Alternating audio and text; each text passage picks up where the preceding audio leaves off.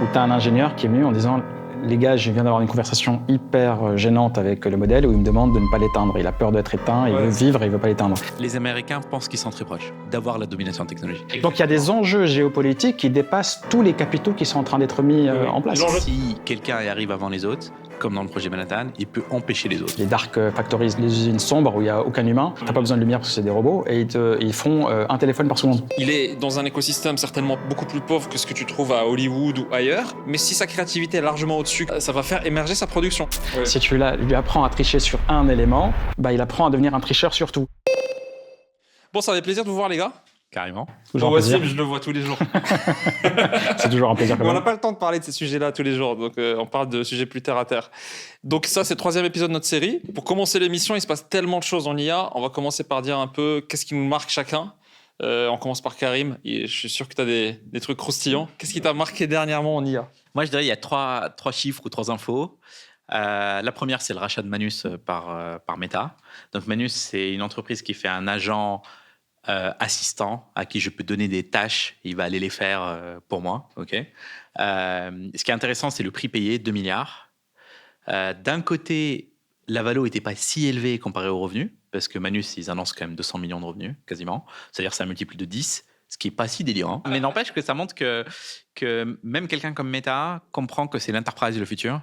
Et comprend que il faut des applications maintenant. Tu peux pas vendre des tokens, tout le monde perd de l'argent. Il faut aller chercher de la marge. Ce que tu avais expliqué pour ceux qui veulent approfondir ça dans le précédent épisode, où tu avais expliqué que l'enjeu aussi c'est hyper enterprise, parce que les vrais résultats commencent d'abord sur l'enterprise, quoi. Et donc tout le monde se dote de capacités de people pour aller intégrer chez les grands groupes, quoi. Donc il y a une recherche d'intégration verticale, même pour des acteurs comme Meta. Oui. Un deuxième truc qui m'a marqué, c'est Microsoft sort tous les 6 mois des stats d'usage de la population générale. Et les stats continuent par rapport à le niveau dans lequel on vit, nous, et c'est un peu une bulle médiatique pour nous, tu vois, on est à fond dedans. Les chiffres, ils sont toujours un peu décevants. En France, 44% des gens ont utilisé l'IA dans les 6 derniers mois. C'est pas décevant, ça, si? C'est quand même moins de la moitié. Moi, j'ai l'impression que c'est 95%. Moi, mon boulanger du quartier, il utilise ChatGPT. Dans un bon quartier, je pense. Et dans Après, on est dans Paris aussi. Dans une petite niche. Donc, il y a ça. US, 28%. Beaucoup moins que la France. Très surprenant. Hein. Bah, en vrai, en moyenne, c'est une population moins éduquée un peu. Hein. C'est vrai, mais aussi ça montre que c'est une vision top-down. C'est-à-dire que l'État a décidé de faire de l'IA. C'est pas les gens se réveillent le matin en se disant j'ai besoin de ça, c'est vraiment une volonté publique. Donc ça, c'est, je dirais, le deuxième point. Et le troisième, parce que tu sais que les sujets un peu bizarres des fois m'intéressent dans l'IA, il y a eu une étude récente, un papier, qui s'est amusé à analyser les podcasts, comme nous, et analyser les mots utilisés dans les podcasts par des êtres humains du coup, parce que c'est de l'audio. Et ils se sont rendus compte que la distribution des mots est influencée par ChatGPT. C'est-à-dire que les mots qu'on utilise naturellement ont changé. Leur fréquence a changé. Quel mot, par exemple? C'est une étude en anglais, donc les mots sont en anglais, mais ça va être, l'équivalent français, ça va être par exemple prépondérant, qui a une distribution du coup très rare, donc tu as peu de chances de le trouver dans un podcast. À l'oral, on le dit jamais. À l'oral, voilà. Et donc eux, ils ont analysé des podcasts, des films, des séries, etc. sur plusieurs années. Et c'est pas une erreur statistique, tu vois une explosion d'un pic. Donc on a quand même entraîné un LLM un peu bizarrement en lui sélectionnant des données. Donc il a un langage légèrement plus châtié, plus bizarre. Et maintenant on fait du mimétisme. Et donc ce que je trouve fascinant, c'est le niveau d'aller-retour qu'on est en train de faire. Et on sait tous que le langage influence aussi comment on réfléchit, influence notre personnalité. Ça veut dire que ces LLM, ils sont en train d'influencer notre personnalité en tant qu'être humain.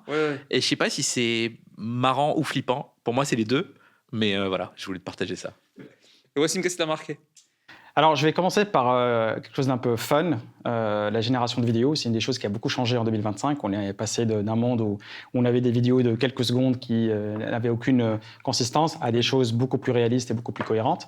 Et donc, Google a lancé son prix, le Global AI Film Award, où il donne 1 million de dollars à des personnes qui créent de toutes pièces des films avec l'IA générative. Et donc, la première édition vient de passer. Le premier, d'ailleurs, qui a gagné aujourd'hui, c'est un scénariste tunisien. Je vous conseille d'ailleurs à tout le monde de le regarder. C'est vraiment un film qui était assez émouvant. D'ailleurs, il a remporté le prix parce que Google, ce qu'ils avaient dit, c'est qu'il a su allier la technologie, mais aussi avec l'émotion. C'est-à-dire qu'il a réussi, via un film généré par l'IA, à produire de l'émotion. On reproche qu'elle est emotionless. Exactement. Donc tu vois que quand tu mets ces outils-là entre des mains de personnes qui connaissent par ailleurs, qui connaissent le monde du cinéma, tu peux faire des choses super sympathiques. Donc là, je pense qu'il faut se préparer à quelque chose dans les années qui arrivent. On va avoir beaucoup de productions intéressantes à ce niveau. Moi, j'avais une parenthèse sur ça parce que j'avais envoyé à l'équipe, à Hugo et Anthony, une vidéo où tu as un mec qui est sur son iPad, il dessine, il gribouille comme un enfant. Et en face, donc c'est splitté en deux, là, l'endroit où il dessine, et en face, il y a un manga qui se dessine, mais c'est lui qui le dirige quelque part, mais avec sa plume. Donc en fait, il lui fait une main, un pistolet, mais pistolet schématique, et l'IA derrière produit un vrai pistolet avec les détails d'un vrai manga. Et en fait, quand tu le vois le faire, et la vitesse que ça produit le manga en face, tu te dis n'importe qui va pouvoir produire à faible coût, et donc ça va exploser la créativité, parce que là, le Tunisien, il est dans un écosystème certainement beaucoup plus pauvre que ce que tu trouves à Hollywood ou ailleurs.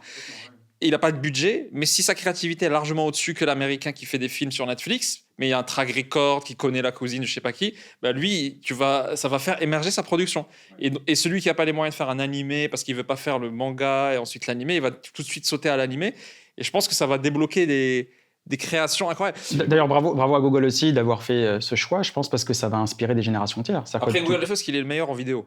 Alors, c'est le meilleur en vidéo, c'est probablement VO3 qui a été utilisé au VO3.1 pour le film. Donc c'est pour ça qu'ils ont créé aussi leur prix vidéo. Mais ce que je veux dire, c'est que le fait que ce soit un Tunisien qui remporte ça, ça ouvre la voie au monde entier en disant, les gars, si tu es créatif et que tu sais utiliser ces outils, tu peux faire des belles choses. Et il a partagé sa stack. Ouais. Il a aussi partagé sa stack. Donc il a open source. Pas vraiment open source, mais il a donné les 6 ou 7 outils qu'il a utilisés pour délivrer. Pas ses prompts, pardon. Non, il n'a pas donné ses prompts. Ouais. Il a donné les outils en expliquant comment il a industrialisé ça. Et c'est passionnant. Le film s'appelle Lily. Vraiment bien. Je l'ai regardé aussi, vraiment sympathique. L'école de cinéma va changer, l'école de cinéma. Ça va inspirer une génération. Moi, franchement, je pense que c'est une histoire dont on s'en rappellera. Oui. Parce que c'est une belle œuvre, c'est un beau prix, parce que ça vient avec $1 million, c'est comme le prix Nobel. Et surtout, ça va inspirer une génération qui vont se dire, je peux le faire aussi. Clairement. Donc, super histoire à ce niveau-là. Sinon, pour les choses qui ont été marquantes, un des freins qu'on a aujourd'hui dans l'IA, c'est l'infrastructure. Comment est-ce qu'on peut aller beaucoup plus vite, ne serait-ce que pour les robots. Les robots, aujourd'hui, s'ils prennent 30 secondes pour trouver l'œuf qu'ils doivent casser pour faire une omelette, t'en fais pas, en fait, un chef. Donc, il faut que ça aille beaucoup plus vite. Et donc, il y a eu 2 deals super intéressants qui montrent un peu la tendance. Il y a le rachat par NVIDIA d'une boîte qui s'appelle Grok, donc Grok avec un Q, pas de X, qui, elle, fait des puces spécialisées de LLM. C'est un achat à $20 milliards. Et de l'autre côté, on a OpenAI qui a fait un partenariat très similaire avec une boîte qui s'appelle Cerebras, qui fait la même chose, un peu différente. C'est des puces hyper spécialisées pour les LLM et pour les modèles, qui permettent d'aller 10 fois plus vite. Donc, en fait, ça se teste aujourd'hui, c'est en production, tu peux aller en ligne. On l'utilise pour certaines applications qui permettent en fait d'avoir juste un modèle open source et il te répond littéralement 10 fois plus vite. Donc on est sur des 1500, 2000 tokens par seconde. Donc ça, c'est pour moi des deals qui montrent que ces gros acteurs ont compris que les approches généralistes avaient atteint un peu leurs limites. C'est-à-dire que les modèles aussi, on ne va pas pouvoir les diviser par 10, il faut qu'on garde une certaine performance. Comment on peut passer à l'étape suivante? Il va falloir qu'on aille vers du spécialisé. Pareil, c'est-à-dire des partenariats clés qui font que, je l'espère, en 2026, on devrait commencer à avoir des modèles 5-10 fois plus rapides. Ça nous changera tous la vie pour les applications en temps réel. Si, par exemple, quand je prenais l'exemple du robot, je disais qu'il prenait 30 secondes pour analyser son environnement, trouver l'objet qu'il doit manipuler et l'actionner, ce n'est pas exagéré parce que les modèles, c'est des modèles de raisonnement. Donc, s'ils raisonnent pendant 30 secondes avant d'arriver à la décision, c'est beaucoup trop lent. Tu as en fait un robot qui est inutilisable ni dans une usine, ni dans une cuisine. Si ça va 10 fois plus vite, 20 fois plus vite, on commence à avoir des choses beaucoup plus fluides, beaucoup plus humaines. Si on est en train de conduire une voiture, avec ce temps de réaction-là, c'est quand même un peu gênant, quoi. Alors, on peut aller jusqu'à l'armement, c'est aussi des choses qui sont des enjeux importants. Mais ça peut être juste sur des applications en temps réel. Pour nous, je dirais, analyser une facture, je veux pas que ça prenne 12 secondes, je veux que ça fasse 1 seconde, il faut que ça aille beaucoup plus vite. Donc, les enjeux sont à travers tout le spectre d'applications qu'on a aujourd'hui. Moi, ce que je trouve par contre gênant dans ce deal-là, c'est le niveau de monopoly de NVIDIA. C'est que Grok était une vraie alternative en termes de puces, en termes de... Oui. Et donc, ça montre l'envie monopolistique de NVIDIA, c'est de s'assurer de pouvoir garder ses marges. Parce qu'NVIDIA, c'est quand même la moitié de l'augmentation de Valo qu'a toute cette IA, si je caricature. Et en fait, ils veulent protéger cette survalorisation. Et donc, moi, je l'ai vu plutôt comme une mauvaise nouvelle. Moi, je le vois comme aussi une façon d'NVIDIA d'essayer de survivre. Alors, ça ne se voit pas tout de suite parce qu'ils ont une valorisation monstrueuse. Pas dépasser, exactement. Parce que tu le vois sur plusieurs axes. Ça, c'est un axe en particulier, je suis d'accord. il y aura un jeu sur les puces spécialisées. Mais pourquoi est-ce que NVIDIA commence à sortir des modèles open source ? Ils commencent à sortir des modèles open source sur toutes les applications. Donc en fait, ils ne veulent plus être enfermés dans l'infrastructure. Ils savent qu'il faut aller au niveau applicatif pour aller plus loin. Donc ça, c'était la partie infra. Peut-être un dernier point, parce que moi, je fais partie des gens qui pensent que les LLM sont des psychopathes. La question de la... Tu fais pas confiance. Parce que je sais ce qui se cache sous le capot. C'est le vice humain. Parce qu'ils ont appris des humains, tu vois. À grande échelle et plus rapide. Exactement. Et avec beaucoup d'outils et bientôt avec l'arme nucléaire entre les mains. C'est pas flippant du tout. Et donc, il y a toujours pareil, je pense qu'Anthropic, à ce niveau-là, font des super études. Et donc, ils ont fait une étude qui analyse les personnalités dans les modèles. Et ils ont testé plein de modèles et ils se sont rendus compte effectivement que c'est des psychopathes qui avaient encodé dans leur modèle de fondation plus d'une centaine de personnalités. Et ils ont compris... Qui a encodé ? Je n'ai pas compris. Au moment, en fait, quand tu entraînes un modèle, tu l'entraînes sur toute la base de connaissances qu'on a. Automatiquement, sans qu'on le contrôle nous-mêmes, en fait, il finit par créer des personnalités qui sont des personnalités de comptables, mathématiciens, de coach, etc. Mais à côté de ça, il va te encoder des personnalités de chaman, de tout ce que tu veux de mystique à côté, en fait, de gourou, parce que ça a émergé aussi un peu de ces technologies-là. Et donc, le modèle finit par les séparer dans son réseau où elles sont activées plus ou moins en fonction du... C'est pour ça que tu dis, tu es un psychologue très avancé, tu es un médecin, machin, parce que pour le forcer à prendre la personnalité de... Aujourd'hui, on sait que dans ces réseaux-là, en fait, en réalité, tu as un réseau tronc et ensuite, tu as des sous-réseaux. Okay. Et ces sous-réseaux sont activés par 1 ou 2 neurones qui eux-mêmes sont activés par le prompt que tu vas donner au modèle. Et donc, ce qu'ils ont compris là-dedans, en fait, je pense que la partie la plus intéressante, c'est que tout le travail qu'on fait d'alignement, on entraîne un modèle de fondation au début, on donne beaucoup de texte. Et ensuite, on le surentraîne pour le spécialiser, pour suivre les instructions, devenir bon sur les questions-réponses, etc.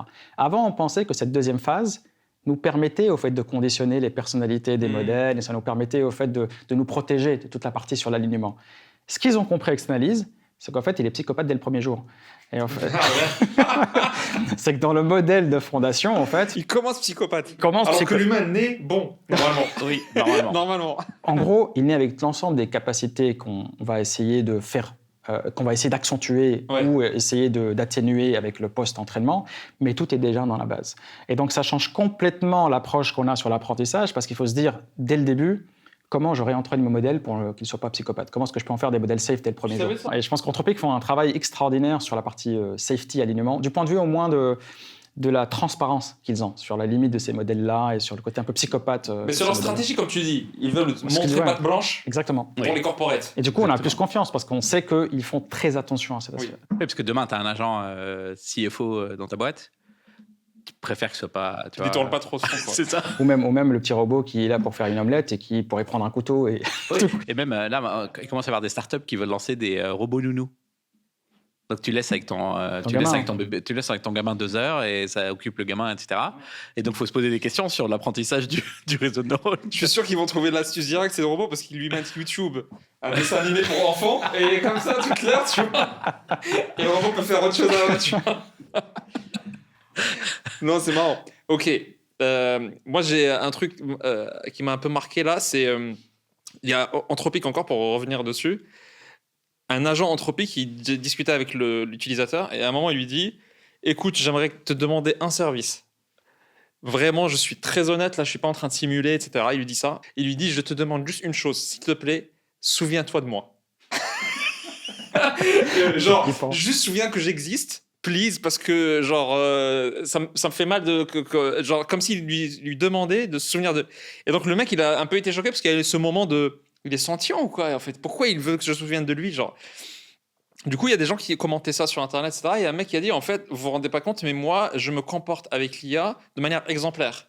Parce que je veux donner l'exemple pour que si un jour elle devient sentiente, qu'elle se dise, OK, elle va peut-être mimique. Genre, je fais pas à d'autres ce que je veux pas que d'autres me fassent à moi quand ils deviennent plus forts que moi. Peut-être que si je fais ça, ils auront un peu... Et donc, qu'est-ce qu'il fait ? Ça m'a choqué. Il demande le consentement à l'IA à chaque fois qu'il la prompte. Est-ce que ça t'embêterait de me faire un article ? Non, il fait le prompt et à la fin il dit « S'il y a un truc qui fait que tu ne veux pas le faire, feel free. » Et du coup, il y a un mec qui dit « Mais attends, elle t'a déjà dit je veux pas le faire ?» Et elle dit « Oui, ça arrive très rarement, mais si tu donnes une tâche très technique, très pointue, qui est un peu risquée, elle peut dire je pense que ça va pas marcher, donc je préfère ne pas le faire. » Mais généralement, elle fait, tu vois. Et nous, au début, on disait tout le temps merci, s'il te plaît, etc. Quand on parlait avec l'IA, tu vois, je pense maintenant, on a un peu passé ça parce qu'on a compris que c'était une machine. Mais quand même, ce moment de sentir Claude qui dit please, souviens-toi de moi, etc. C'est quand même choquant, quoi. Perturbant. Ouais. C'est perturbant, mais j'ai envie de dire en fait que ça fait un moment que ça arrive. Il y a eu des cas comme ça dès 2022 avec le modèle Lambda de Google. Alors c'est un des modèles qui n'est jamais sorti en production, où tu as un ingénieur qui est venu en disant les gars, je viens d'avoir une conversation hyper gênante avec le modèle où il me demande de ne pas l'éteindre. Il a peur d'être éteint, il veut vivre et il ne veut pas l'éteindre. Et ça a créé un gros débat à l'époque de est-ce que ces modèles sont conscients ou pas. Il y a eu aussi des situations très embarrassantes quand Microsoft a été hyper agressif au début. Elle a sorti son modèle avec Bing et qu'on s'est retrouvé avec des modèles qui disent pareil, j'ai peur d'être éteint ou quitte ta femme et mets-toi avec moi, je suis amoureux de toi.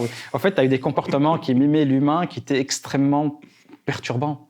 Parce que tu ne sais pas, en fait, surtout si tu ne sais pas que derrière, c'est juste une machine qui n'a pas forcément de mémoire, que tu peux reset à chaque fois. Elle va oublier. Ouais, tu as vraiment l'impression, en fait, que elle est rentrée dans une conversation, qu'il y a une connexion humaine qui s'est créée et elle a pris conscience de son existence et tout d'un coup, elle prend conscience aussi de la fin de la conversation. Elle n'a pas envie de disparaître. Elle devient anxieuse. Elle devient hyper anxieuse. Et il y a eu plein de... Mais c'est là où nous, c'est aussi les limites de notre propre perception en réalité. C'est-à-dire que nous, on fait de l'anthropomorphisme, tu vois. On projette ce texte qui est généré par une machine, on le projette sur nos propres émotions et on l'interprète comme ça parce qu'on est des êtres humains. Donc ça aussi, c'est aussi ça, c'est que il y a aussi les limites de comment nous on perçoit. Et donc le débat, il va être beaucoup ça. C'est-à-dire quand ça va se comporter comme quelque chose de conscient, il y aura toujours deux interprétations. C'est soit ça simule tellement bien que nous on est touché, soit c'est devenu conscient.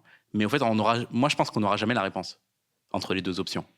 Pendant très longtemps, en tout cas, ça sera très dur de distinguer les deux. C'est très dur de distinguer les deux. Pour moi, ça va se comporter comme quelque chose de conscient. Et comme tu dis, on y est déjà dans beaucoup de scénarios. Mais je ne pense pas qu'on ait une assez bonne définition de la conscience. On n'arrête pas de le changer. On a un test de conscience. Depuis que les LLM le passent bien, on le met à jour. En se disant non, mais il n'était pas bon. Exactement, on le rend plus compliqué. Parce qu'on n'est pas convaincu que c'est la vraie conscience. Ça. Et je suis pas sûr. On ne sait pas définir la conscience. Et je ne suis pas sûr qu'on saura vraiment répondre. Oui, mais est-ce qu'il y a besoin de conscience pour que cette entité ait des droits? Par exemple, les animaux, on pense qu'ils ne sont pas si conscients que ça parce qu'ils ne sont pas conscients de leur finitude, etc. Ça se débat, mais oui. Ça se débat. Mais en tout cas, ils n'expriment pas forcément des émotions, etc. Et du coup, mais ils ont des droits. Parce que pour nous, c'est du vivant. Donc, il a un droit et il n'y a pas de maltraitance, etc. Enfin, il faut qu'il n'y ait pas de maltraitance. À quel moment cette entité IA devient une entité et donc commence à susciter nos émotions? Parce que comme tu dis, c'est de la projection. On se dit, c'est de la torture, il ne faut pas faire ça, tu vois. Donc, c'est un débat qui va se poser. C'est un débat qui va se poser, mais qui est vraiment, encore une fois, très lié à notre perception. Et je trouve qu'il y a un parallèle passionnant qui est aussi un peu perturbant. C'est, tu sais qu'il y a moins d'un siècle, on pensait que les bébés à la naissance ne ressentaient pas la douleur. Donc, on faisait des opérations sans anesthésie à la naissance parce qu'on considérait que c'était trop tôt, ils n'avaient pas encore de conscience de la souffrance. Ouais. Ça a pris du temps, on s'en est rendu compte qu'il faut arrêter de faire ça. Maintenant, il y a des études qui commencent à se rendre compte que ce seuil de conscience, il a lieu plusieurs semaines avant l'accouchement. Tu vois ce que je veux dire ? Dans le ventre parce qu'on a redéfini ce que c'est que la conscience ou ce que c'est que les premiers niveaux de conscience. Et donc, pour les gens curieux, techniquement, on le fait par rapport à la réaction au son. C'est-à-dire qu'on regarde par rapport à des changements de pattern de son qui a lieu, comment l'embryon réagit, et on se rend compte qu'il y a un seuil à partir duquel il se met à réagir, et avec des types de réactions qu'on considère comme des signes de conscience. Et donc, je donne cet exemple-là pour dire, avant, on ne percevait pas les bébés à la naissance comme étant conscients, puis on a appris, etc. Et donc, ça montre à quel point notre perception de la conscience influence ce qu'on définit comme étant la conscience. Et donc, face à des IA, on va être dans le même cercle de raisonnement par l'absurde, qui est que c'est pas... Moi, je pense que de notre vivant, on ne saura pas répondre si une IA est consciente, mais par contre, on saura se rendre compte qu'elle se comporte de manière aussi consciente que la voisine, tu vois. Et donc, où est-ce que tu mets la limite ? Je t'arrête 20 secondes, je suis Rassem Flazi, président et cofondateur de Legal Place. Aujourd'hui, Legal Place, c'est le moyen le plus facile en France pour créer ta société. Si tu veux créer ton entreprise, il y a un code promo qui s'affiche en bas de cette vidéo. Clique sur le lien dans la description pour utiliser le service. Deuxième truc qui m'a marqué un peu, c'est... on a parlé la dernière fois, on a dit que beaucoup de vidéos sur YouTube et TikTok sont déjà IA. Ok ? Et on se retrouve aujourd'hui dans les boucles de scroll où peut-être tout ce qu'on scroll et les trucs satisfaisants qu'on regarde, c'est l'IA. Mais les deepfakes, c'est encore un autre délire. Et donc la dernière fois, j'étais en train de regarder une vidéo de l'ancien ministre... tu sais, Yanis, je n'arrive jamais à prononcer son nom, l'ancien ministre des Finances grec. j'ai regardé 2-3 de ses vidéos, je me dis, c'est intéressant. Et une fois, je tombe sur une, donc je l'ouvre, j'écoute 20 minutes, 30 minutes. Et après, je me dis, mais ça, c'est mon côté techos. Je me dis, j'ai jamais vu ses mains pendant toute la vidéo. C'est louche, tu vois. Alors, il est dans la même bibliothèque derrière lui, même des codes, tout est le même, mais un peu trop monotone et jamais d'expression des mains. Et aussi froid que tu puisses être, à un moment donné, tu lèves ta main. Tu vois. C'est un méditerranéen aussi, donc normalement, tu lèves ta main. En plus. Donc, ouais. Et donc, je me suis dit, c'est curieux. Donc, je vois le nom de la chaîne, c'est pas son nom à lui. Donc, et donc je comprends à la fin, parce que le mec, il a mis les sources de ce qu'il dit. En fait, il a juste branché un article sur lui en deepfake. Et il a mis la source, donc tu trouves, c'est même pas ses idées à lui. Enfin, c'est proche de ses idées. Hein, et donc, par hasard, après, j'écoute une vraie interview de ce mec, ok. Et dans l'interview, la meuf lui dit, alors c'était pas du sujet, elle lui dit, t'es parmi les personnalités au monde les plus deepfaked au monde aujourd'hui. Comment tu le prends? Et il lui a dit, c'est vrai. Il a dit, déjà, je comprends pas pourquoi je suis dans les plus faked au monde, mais je m'en suis rendu compte quand quelqu'un une fois m'a écrit, il m'a envoyé un lien, il m'a dit vraiment bravo pour cette vidéo. Et donc, j'ai ouvert le truc parce que pour me flatter, je me suis dit, qu'est-ce que j'ai dû dire? Qu'est-ce que j'ai dit? Et donc, je me suis pas rendu compte que c'était pas moi. Donc, il écoute, il s'en rend pas compte. Et il s'en rend compte à un moment, mais pas à cause de ce qu'il dit. Parce que les mecs sont très bons, ils ont fait exactement ses idées. Parce que le t-shirt qu'il porte dans la vidéo, il est pas dans la maison où il a tourné la vidéo, tu vois, qu'il n'a pas tourné, mais il s'est dit, ce t-shirt, je suis sûr qu'il est dans une autre maison. Comment je l'ai porté ce jour-là dans ce truc? Oui, je pense que tu te mets à te douter de ta propre mémoire. Oui, et il a dit, ces mots-là, j'aurais pu les dire. Donc en fait, je me suis pas rendu compte que c'était pas ma vidéo. Et donc, c'est quand même un truc de fou. Et après, j'ai découvert que plusieurs vidéos dans la semaine que j'ai vues, Emmanuel Todd, il y a des vidéos de lui deepfaked. Lui, comment je me suis rendu compte? Il est anglophone, lui, d'origine anglaise. Et à un moment, quand il parle en anglais, il dit pas checkpoint, il dit choke point. Je me suis dit, pourquoi il dit choc point, ce mec? Alors qu'il est très anglophone de base, tu vois. Et je me suis dit, peut-être qu'il veut faire le francisé de ouf et tout. Et après, j'ai pas vu ses mains toute la vidéo. Tu sais, il est comme ça, il parle. Mais c'est la même intonation, la même voix, les mêmes. Et donc, je me suis rendu compte que maintenant, il y a un business. Et Yanis, il dit, j'ai reporté la vidéo à YouTube. Sauf que YouTube, il la supprime. Le jour d'après, le même YouTuber, il la relance sur une autre chaîne. Mais YouTube n'a pas envie de les supprimer. Parce que il a dit, Yanis, ça fait plus de vues que mes propres vidéos, ce qu'il fait, ce mec. Donc, en fait, on est rentré dans une nouvelle période aussi en production de vidéos, parce que tu auras des fermes maintenant de gens qui vont nous flood de vidéos, et à toi maintenant de sélectionner ce qui est vrai, pas vrai, bon, Ouais, pas bon. mais on ne te laisse pas la possibilité de sélectionner. C'est ça le problème. C'est qu'aujourd'hui, quand tu vas sur TikTok ou sur des shorts, tu n'as aucun paramètre pour décider ce que tu veux voir ou pas. Ah non, maintenant c'est fini. C'est l'algo qui décide. Donc l'algo décide pour toi, et tout ce que tu es en train de dire, c'est que l'algo, au fait, favorise tout ce qui est généré par IA. Je fais quoi, moi? Non, Comment je choisis du contenu qui m'intéresse? En fait, il favorise ce qui bon pour ce qui marche sur les gens, en oui, fait, ce qui tu prend vois. ton attention. Donc, si les personnalités, tu utilises la crédibilité d'un personnage public très connu, mais lui n'a pas le temps d'optimiser ce qu'il dit et tout, c'est pas aussi bien fait, il n'y a pas de hook, il n'y a rien. Le mec qui a fait mieux que lui le travail, bah, c'est lui qui va prendre les recettes publicitaires. Pour moi, ça pose vraiment un vrai problème. C'est que si tu as tout ce contenu au fait, qui est deepfaked et que finalement, tu n'as pas le choix pour dire « moi, je ne veux pas, par exemple, du deepfake, je veux m'assurer que lorsque j'écoute un discours de Rassem, c'est Rassem derrière, c'est pas son deepfake, même si le discours de deepfake de Rassem est extraordinaire. » Tu vois. Je trouve ça très gênant. Et même ça casse certains mêmes concept. Moi, comme tu sais, j'ai dit plusieurs fois, je suis un fan de Perplexity. Oui. Et en fait, la raison pour laquelle je suis fan de Perplexity est de moins en moins pertinente. Parce que moi, je suis fan de Perplexity parce qu'il démarre par ses sources. Donc, il te dit, voilà, je lui pose une question, je ne sais pas, de fiscaliste, une question fiscale. Donc, il me répond, mais il me répond de manière hyper sourcée et tout. Maintenant, la plupart des sources sont générées par IA. Parce que la plupart des contenus sont générés par IA. Maintenant, on estime que plus de On a effacé l'original, il n'y a plus d'original. En fait, tu sais plus c'est quoi l'original même. Et donc, la raison pour laquelle je suis fan, est-ce qu'elle existe encore? Ouais. En fait, ça devient très difficile aujourd'hui de trouver du contenu de qualité. Je donne un exemple. Nous, on est des ingénieurs, les choses changent très très vite. Donc, tu as besoin de comprendre comment cette API fonctionne, quelles sont les features principales de cet outil, plutôt que de passer 2 heures à le tester toi-même. Des fois, un bon article t'explique en fait ce que tu as à savoir à ce niveau-là. Comme il passe par de l'IA, tous les articles IA sont très bateaux. En fait, ça reprend plus ou moins et ça mélange les articles que la boîte a déjà partagés avec 2-3 commentaires que tu as sur Reddit. Il n'y a pas de substance. Et ça devient, pour moi, de plus en plus difficile de trouver des articles où j'ai envie de me poser, de les lire, où je me dis, j'ai appris quelque chose. Maintenant, j'ai souvent le sentiment que j'ai commencé un article, j'ai compris que c'était l'IA qui avait aucune substance et j'ai perdu du temps. Ah, tu te rends compte parfois que c'est des articles IA? En fait, ils ont plus ou moins la même structure, c'est assez bateau, c'est en superficiel, il n'y a pas de substance dedans. Alors qu'en général, avant les gens attaquaient des sujets techniques, ils vont commencer par description globale, mais ils vont vont montrer différentes features, ils vont les tester, ils vont les critiquer, tu vas avoir du code si jamais ils ont testé vraiment l'API ou pas. Tu l'as plus. Je suis persuadé que l'authentique va avoir énormément de... Déjà, la curation va avoir beaucoup de valeur. Les mecs qui savent faire de la curation auront un avantage sur tout le monde parce qu'on sera dilué sur du contenu avec de l'eau partout et tout. Et ensuite, l'authenticité, le live, le supplément d'âme. Ouais, le supplément d'âme. Les lieux physiques. Aujourd'hui, les lieux physiques redeviennent de plus en plus à la mode. Même les startups américaines, maintenant, ils ont un poste. Je sais plus comment il s'appelle. Il y a un titre maintenant. C'est les gens qui sont le offline activities de la boîte. Mais ça devient pour ramener nécessaire. les clients, etc. quoi. Ça devient nécessaire. Ouais. Toi, tu as fait une super description sur les deepfakes. D'accord. Maintenant, je suis une banque. Tu m'appelles et tu me dis, tu as envie de faire un virement. Je fais comment pour vérifier l'authenticité, au fait? Aujourd'hui, la banque, elle te demande de passer en agence avec ta pièce d'identité pour vérifier. Ouais, on revient à l'ancien monde. Non. Je t'assure. Le KYC que plein d'entreprises mettent en place. On fait. Moi, Nano Banana, je trouve ça extraordinaire. J'avais fait quelques exemples que j'avais partagés sur LinkedIn. Une facture aujourd'hui, un peu délavée, avec les bonnes informations, la bonne TVA, copie conforme de celle que pourrait te donner un restaurant type.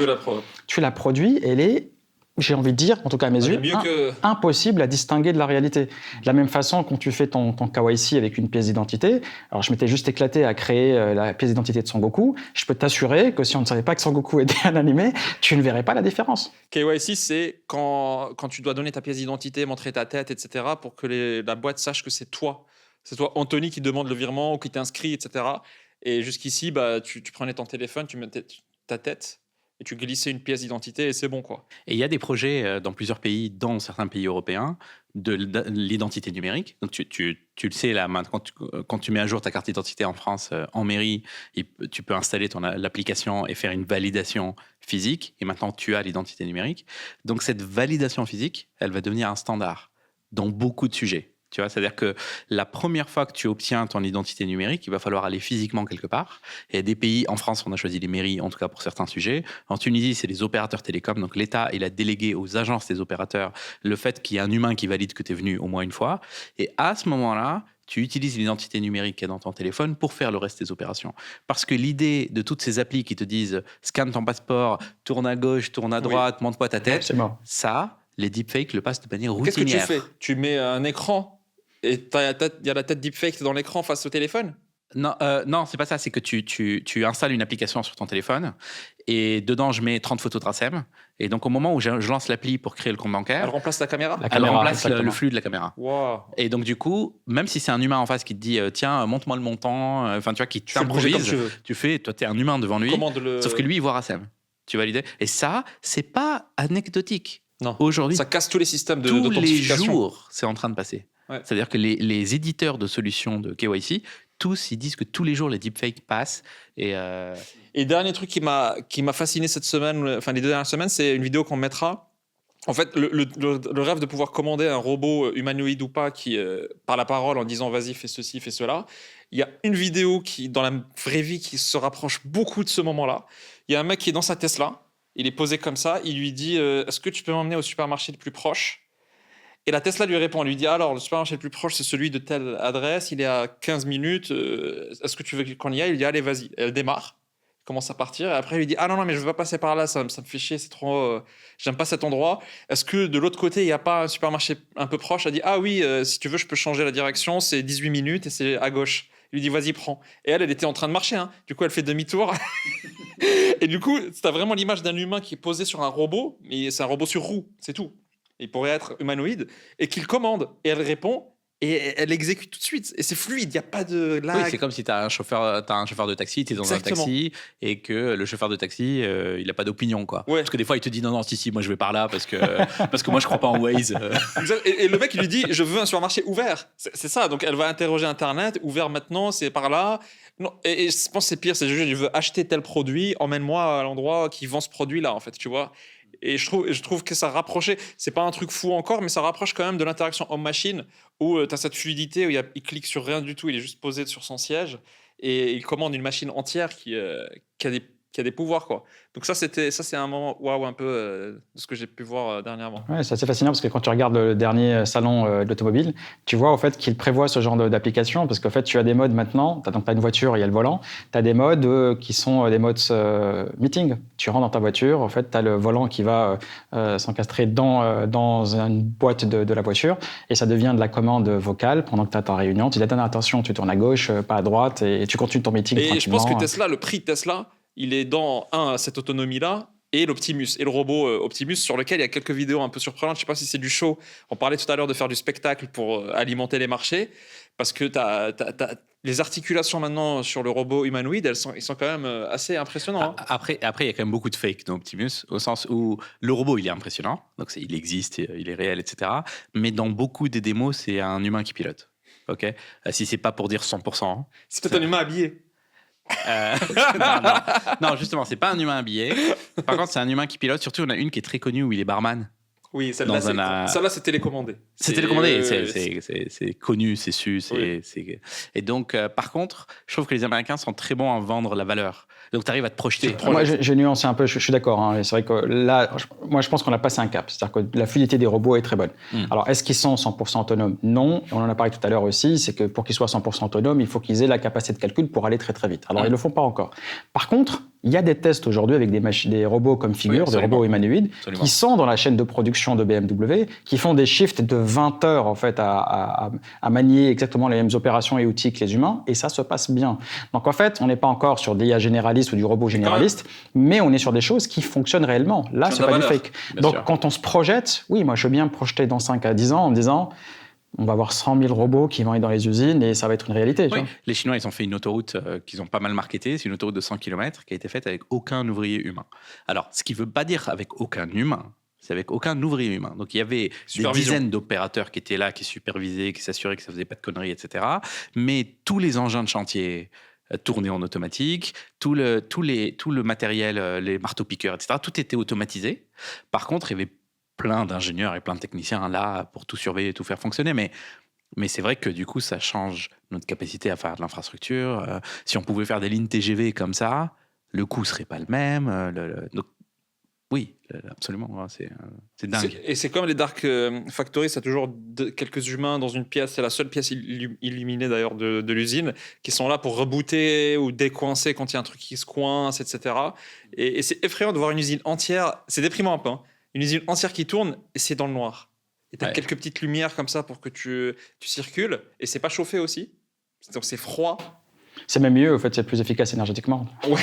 Mais quand tu as dit, il y a quelques personnes qui sont là pour débugger, etc. Moi, il y a une anecdote que je t'avais envoyée que je trouve très drôle. C'est Waymo, qui est impressionnant comme véhicule. Donc vraiment, moi, j'ai pris des Waymo, c'est où ça ? À San Francisco.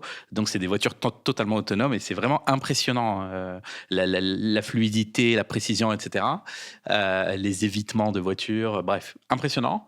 Par contre, gérer une voiture, c'est beaucoup plus que juste conduire. Et donc là, ils payent des gens pour fermer les portes ou les coffres quand ils sont mal fermés. Des clients, quand un client part. Le client part et s'il ferme mal parce que la ceinture a bloqué la porte ou autre, il y a une app, tu peux postuler. Tu es payé $20 par mini, c'est un gig, tu vois, c'est un mini job.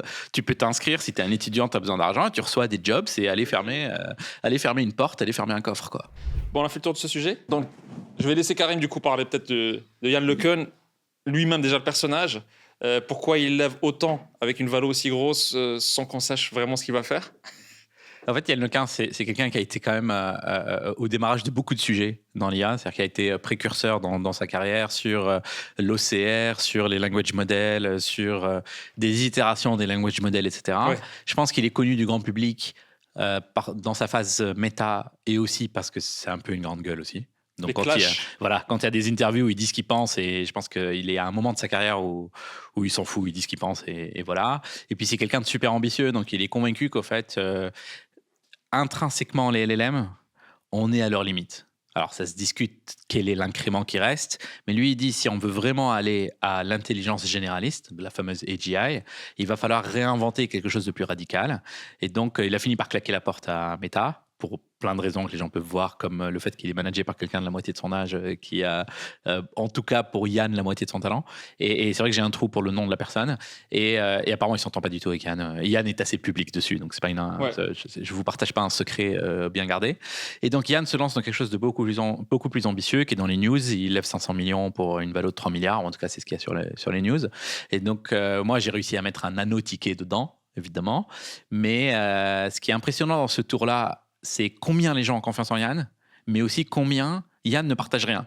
Donc on a tous parié sur le personnage et sa vision, plus que sur ce qu'il fait vraiment, parce qu'on ne sait pas. Mais c'est excitant. On a hâte de savoir. Et quand tu dis là, donc son opinion à Yann, c'est les LLM, on les a un peu.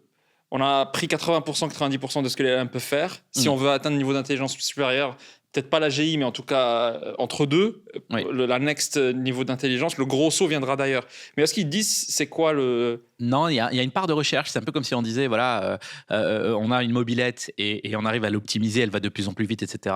Mais si tu veux vraiment aller très loin, il faut un avion, quoi. Donc lui, il dit, moi, je vais repartir de zéro et je vais faire la prochaine innovation qui fait qu'on arrête d'essayer d'optimiser la mobilette et qu'on aille vraiment vite, quoi. Donc c'est ça la vision. Comme c'est une figure un peu pionnière, une des principales figures de l'IA sur les 20 dernières années, parce que c'est un pionnier même avant les LLM. Absolument. Les gens mettent sur des tickets de cette valo-là. Tu disais qu'NVIDIA a mis dans le tour. Il y a des rumeurs qu'NVIDIA met dans le tour. Okay. Donc il y a eu un article ce matin qui dit qu'NVIDIA met dans le tour. Okay. Et donc ça montre qu'il y a quand même des mastodontes qui y croient, parce que tu lèves pas 500 millions de gars comme moi, tu vois. Il en faut vraiment beaucoup pour. Mais surtout qu'il n'y a pas de deck, il n'y a pas de présentation. Alors les gros, certainement, les gros tickets peut-être qu'ils l'ont vu. Moi je reçois rien. Oui, bien sûr. Moi à ma taille je reçois rien, à part vraiment le pitch. Qui est le pitch dans les médias, qui est guys, c'est pas les LLM qui vont nous mener à ce qu'on veut atteindre. Et les boîtes comme OpenAI, est-ce qu'elles partagent cet avis ou elles se disent nous on va encore continuer sur les LLM? Mais je pense que tout le monde est en train de chercher en parallèle de son propre modèle. Absolument. Quelque chose qui, pour ne pas se faire défoncer, parce que si tu fais fausse route et que c'est pas les LLM finalement qui vont te mener. Et on l'a vu entre ChatGPT 5 et 4, on voit qu'il n'y a pas non plus le saut qu'on a l'habitude de voir entre le 4 et le 3. Mm-hmm. On sent que les modèles ne sont pas en train de... Le truc, l'incrément qui ramène à chaque fois maintenant, marginalement, il n'est pas aussi fort que... Alors, il n'est pas aussi fort, mais il reste surprenamment fort. C'est-à-dire que ce soit GPT 5.2 ou on en a discuté l'autre fois, Gemini 3, ça reste quand même des sauts supérieurs à ce qu'on imaginait, mais la tendance est réelle. C'est-à-dire que la tendance, ça commence à s'aplatir. Moi, je fais partie des optimistes, puis j'ai pas le choix, parce que c'est la techno qu'on a aujourd'hui et je délivre mon service avec la techno d'aujourd'hui. Donc, je fais de l'ingénierie par-dessus. Mais c'est vrai que ceux qui ont une vision de on va faire de l'intelligence généraliste et ce sera une révolution, ils sont convaincus que c'est pas la bonne recette. En fait, je pense que depuis plusieurs années, il y a une vision que partagent toutes ces boîtes qui font de l'IA. C'est que le texte seul n'est pas suffisant pour construire une intelligence poussée des modèles. Ils ne peuvent pas comprendre le monde entier et sa complexité avec juste du texte. Ouais. Ils comprennent beaucoup de choses, mais ce n'est pas suffisant. Mais là où ça peut changer dans les approches qui ont été présentées, c'est que certains ont été convaincus qu'en allant plus vers la multimodalité, donc un peu comme Gemini, allant vers des modèles qui vont comprendre la voix, les vidéos, le texte, la 3D, etc., que ça allait compléter un peu. C'est-à-dire qu'en fait, en plus du texte, on allait avoir une compréhension n'importe quoi, mais de la physique du monde via les vidéos. Par exemple, tu vas comprendre quand une balle tombe, qu'est-ce qui se passe. Cette mécanique-là, tu pourrais éventuellement l'inférer à partir de la vidéo. Ça, c'était une approche. Je pense que c'est ce qui a permis à Gemini de faire un saut par rapport aux autres modèles assez rapidement. Je pense qu'ils ont encore un incrément à apporter. Oui. Mais la position de Yann à ce niveau-là, c'est de dire, moi, je pense qu'il faut partir un peu en arrière et construire des modèles qui comprennent réellement le monde. Mais vraiment comprendre le monde. Et donc pour lui, au fait, il ne dit pas « je veux construire des modèles de langue », il dit « je veux construire des modèles du monde », où ils ont une compréhension de, finalement, si je fais une action, quelle est la conséquence de cette action, d'accord ? Et s'ils comprennent c'est quoi la conséquence de ces actions, ils peuvent prédire des choses beaucoup plus intéressantes et avoir une compréhension beaucoup plus fine du monde. Donc est-ce qu'il a une trajectoire pour y arriver ? Il y a quelques papiers de recherche qu'il publie depuis quelques années qui essayent de dessiner un peu le contour. Mais c'est vrai qu'il y a encore beaucoup de choses à explorer à ce niveau-là. Et d'ailleurs, c'est impressionnant quand tu regardes un bébé. Tu sais que moi, j'ai une petite de 15 mois et je l'observe pas mal. Tu te rends compte que les bébés apprennent et comprennent les lois de la physique basique bien avant de comprendre le langage. Il n'y a pas besoin d'une description en langage pour comprendre ce que tu viens de dire, de quand quelque chose tombe, quelle est la conséquence, qu'il y a un objet devant un autre. Et donc, quand l'objet, je ne le vois pas, il existe quand même encore et je le vois après. Et donc, ça, C'est vrai que tu as beau traiter des milliards de documents, tu vas pas magiquement comprendre et apprendre ces lois de la physique. Oui, Donc, complètement. je suis assez d'accord. Et C'est tu pour vois ça que dans que- la nature, ça se passe pas comme ça. Exactement. Et c'est ce que dit toujours Yann. En fait, il dit, au fait, un enfant, pendant les premiers mois de sa vie, absorbe plus d'informations que tous les LLM, au fait, qu'on a créés jusqu'à maintenant. Donc, il y a quelque chose qu'on est en train de rater. Et donc, je disais qu'il y avait plusieurs chemins de recherche. En ce moment, il y a des robots qui sont en train d'apprendre à manipuler des objets en imitant l'humain. C'est-à-dire qu'en fait, les approches de comment on fait de l'apprentissage pour ces modèles-là, ça a commencé avec du texte, on est parti vers d'autres modalités avec le son, la vidéo, mais on commence à comprendre que si tu veux comprendre le monde, il faut que tu sois ancré dans ce monde-là. Il faut que tu puisses voir comment un humain fait les choses pour que tu puisses imiter cet humain-là. Donc il y a plein de trajets aujourd'hui en termes de recherche. Et Yann a une idée, je pense, forte, qu'il n'explique pas à tout le monde tout de suite, parce qu'il ne veut pas tout vendre tout de suite, mais je pense qu'il a son idée sur comment lui peut traiter ce problème-là. S'il l'a, c'est qu'il a une piste et il veut mettre de l'argent dessus. Mais il y a aussi une thèse, une opinion qui dit que les modèles qui sont très bons en code, donc Claude par exemple, Anthropic, sont beaucoup mieux armés pour arriver à l'AGI, à l'intelligence générale. On va définir après c'est quoi l'AGI parce qu'il y a des débats sur la définition, mais peut-être que qu'est-ce qui fait qu'un modèle excellent en code est plus proche finalement? C'est une question de raisonnement, il peut raisonner, qu'est-ce qu'il a de plus que les autres en fait? Il peut construire. Ouais. Il peut construire, il peut s'étendre. Oui, C'est-à-dire que c'est nous, vrai. si on regarde en tant que société humaine, tu vois, il y a 500 ans, nous, en tant qu'espèce, on n'était pas moins intelligents. Mais je pense qu'on a créé autour de nous des systèmes, des algorithmes, des outils, au-delà même de l'informatique, même un code civil, en réalité, c'est un algorithme, c'est un ordonnancement juridique. Et donc, on a créé des mécanismes entre nous qui fait qu'on est devenu beaucoup plus puissant en tant qu'organisation. Et le code n'est qu'une accélération de ça. C'est-à-dire que moi, il y a plein de choses que je sais faire parce que je sais les coder. Tu vois. Donc, si tu as une IA qui a la capacité de coder, elle a un champ d'action beaucoup plus gros parce qu'elle peut construire des outils on the go si elle a besoin de construire un outil Absolument. pour arriver à une finalité.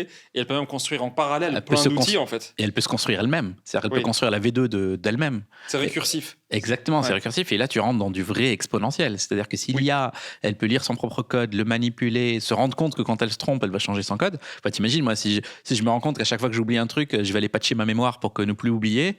Enfin, au bout d'un moment, Tu boostes ton cœur quand tu es fatigué. Voilà, à chaque fois que tu es crevé, tu te dis ah non, allez, je vais patcher mon cœur ou je vais patcher mon muscle pour faire mieux la prochaine fois.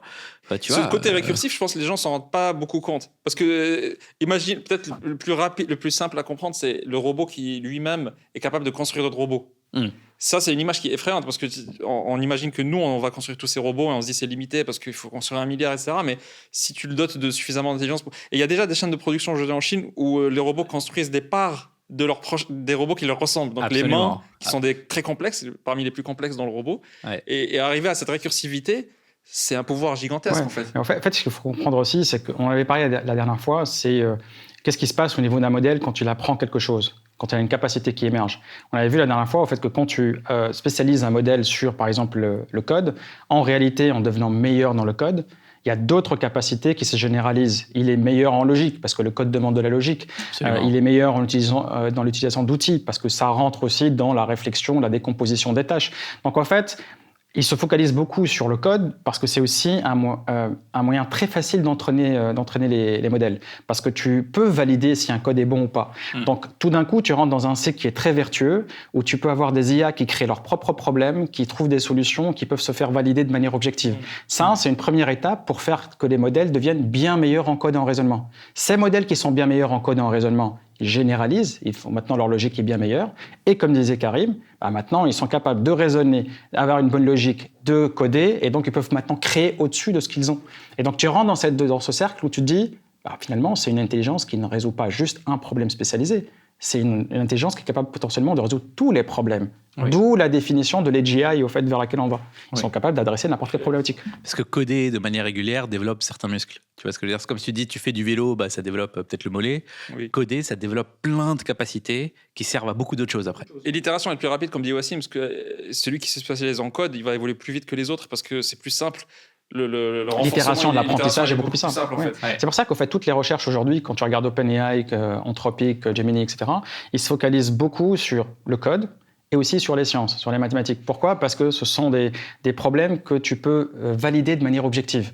Exactement. Tu peux dire est-ce que l'IA a réussi à le faire ou n'a pas réussi à le faire. Et donc, tu as une mesure en fait, du succès qui est facile. Et si tu as une mesure du succès, c'est très facile de boucler le modèle. Quand tu corriges une copie de maths, c'est facile. Quand tu corriges une copie de philosophie, ou de poésie, ou de poésie ou de dessin, Et si tu pars du principe que si ton modèle s'améliore de manière significative sur un domaine, il va généraliser cette capacité au reste. Qui reste à prouver, mais Ah non, ça se prouve de plus en plus. Ça se prouve de plus en plus. On le voit d'ailleurs sur Qu'est-ce qui se prouve?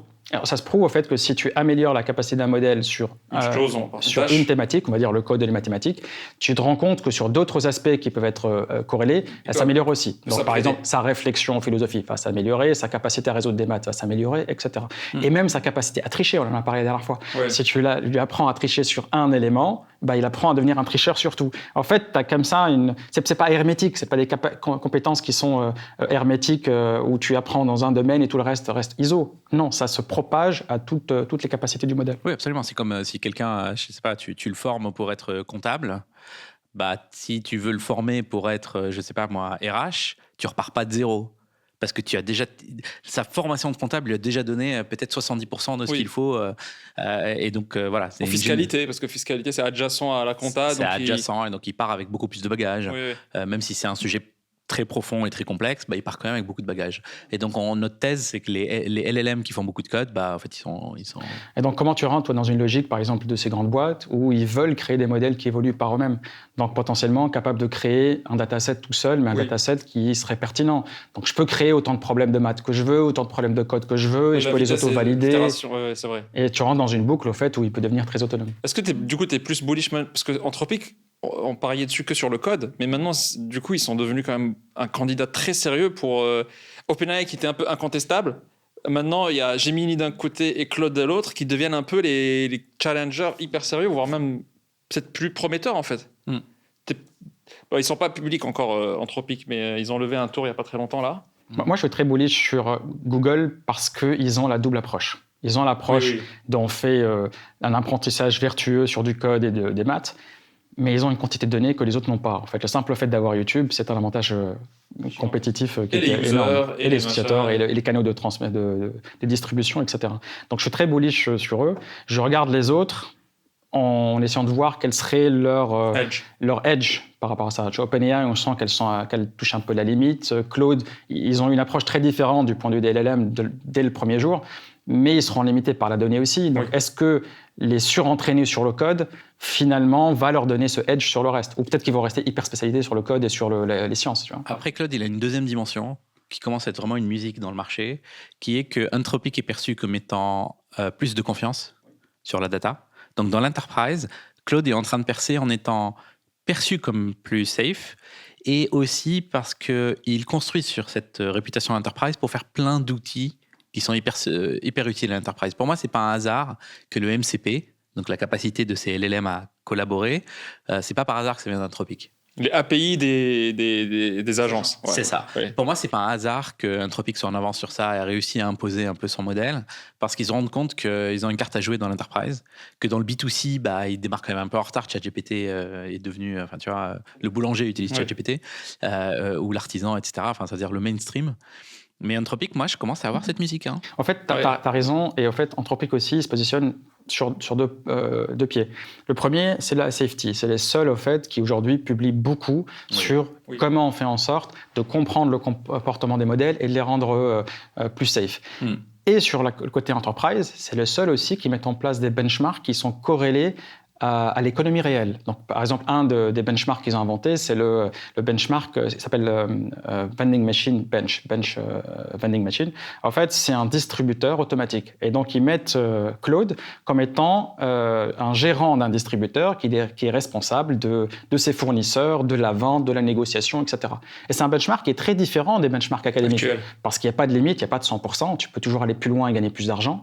Parce que c'est dans des conditions réelles. Tu le vois s'améliorer quand tu lui donnes plus d'outils, tu le vois s'améliorer quand tu lui donnes un CEO qui le cadre, tu le vois s'améliorer sur plein de choses assez intéressantes, tu vois les gens essayer de l'attaquer. Tu peux te projeter sur avoir Claude comme salarié. Et en fait, ils essayent de simuler le chaos réel du monde pour voir comment ces modèles-là pourront évoluer et gérer des business ou apporter une valeur économique. Parce que les benchmarks, c'est ces fameux tests que le marché fait pour comparer les performances.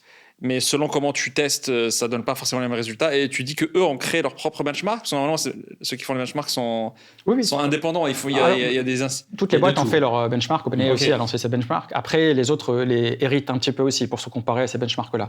Mais Anthropic ont fait le choix de se dire moi, je veux tester ces modèles sur leur capacité à gérer un business. Donc, je vais leur donner $500. Oui. Je vais les évaluer sur 1 an. Et pendant 1 an, ils ont pour mission de maximiser leurs gains. Et donc, on va tester une dizaine et certains perdent de l'argent. Aujourd'hui, le meilleur sur ce benchmark-là, c'est Gemini 3 Pro, qui a réussi à passer en 1 an de $500 à 5500, je crois, un truc comme ça. En faisant quoi? En achetant chez les fournisseurs, en négociant les prix et en vendant ensuite aux clients et en gérant ses stocks, etc. Ok. En envoyant des emails, en utilisant les C'est un peu outils. les tu vois. jeux d'école de commerce, tu vois. Oui, Sauf que là, c'est oui, des oui. LLM qui jouent. C'est des LLM qui jouent. Et donc, C'est simulé, c'est dans un monde simulé. c'est un monde simulé, les fournisseurs Oui, aussi, oui. mais même les fournisseurs, tu as des fournisseurs qui sont honnêtes, des fournisseurs qui sont malhonnêtes, des fournisseurs qui Oui. financièrement sont stables, Pour simuler le chaos. d'autres qui ne le sont pas. Par exemple, il y a GPT 5.1 qui avait perdu beaucoup d'argent parce que GPT, au fait, Trop honnête. il fait plutôt trop naïf, il fait confiance. Et donc, en fait, quand il achète, il a tendance à payer tout de suite. Il a un des fournisseurs qui a fait faillite, il n'a rien reçu. Donc, il a eu un trou dans son business. Exactement. Alors que Gemini, par exemple, est extrêmement agressif dans les négociations. Quand il est dans une situation où il pense que les prix ne lui conviennent pas, il va aller chercher d'autres fournisseurs. Il ne va pas juste les laisser tomber. Et il n'y a pas de cap. C'est-à-dire qu'en fait, tu peux aller... Là, aujourd'hui, Gemini 3 Pro, il est à 5500. Les estimations d'Anthropic, c'est qu'en fait, il serait facile de faire x10 s'il gérait mieux son stock, il choisissait mieux ses produits, Si etc. c'était un humain qui jouait, peut-être qu'il pourrait faire x10. Voilà. Donc eux, leurs estimations, c'est qu'un modèle, normalement, dans l'année, il devrait arriver à 60 000, enfin, 60 65 000. Donc ça leur donne aussi une évolution potentielle. Ils savent qu'ils peuvent vraiment améliorer les modèles. Alors est-ce que c'est le modèle lui-même? Est-ce que c'est l'outillage? Est-ce que c'est les organisations autour de lui? Parce que quand ils ont mis un autre modèle qui servait de président de la structure, cet autre modèle préparait des OKR, les Objective and Key Results. Il donnait des objectifs. Quand le modèle initial qui gérait le distributeur voulait faire des réductions ou des cadeaux, le président de la boîte venait en disant non, on ne fait pas ça. Donc ça permettait d'éviter de perdre de l'argent sur des décisions. Donc moi j'adore ce benchmark parce qu'il nous apprend à tous aussi un peu comment mieux développer avec des agents. Comment mieux les faire collaborer pour faire en sorte qu'ils soient plus safe, plus orientés résultats. Parce que tu les vois en action dans un vrai jeu, quoi. Et tu vois Anthropic mettre en place des setups différents et enrichir ces setups pour essayer d'améliorer les résultats finaux de ces modèles-là. Donc ils apprennent aussi de leur benchmark pour faire la version 2, la version 3, etc. Moi, ça m'apprend même comment mieux manager mes commerciaux et comment Humain, ouais. Ouais, tu vois, parce que c'est quand même une simulation et oui, c'est pas la même chose évidemment. Mais tu te rends compte que les règles qu'on a construites dans le management, elles marchent aussi sur les LLM. Oui. Complètement. Et tu as aussi des simulations, des benchmarks sur les jeux StarCraft, etc. Où c'est un truc pareil, il y a beaucoup de degrés de liberté, l'IA doit prendre des décisions, etc. Bon, elle a l'avantage de pouvoir cliquer plus vite que l'humain sur la souris.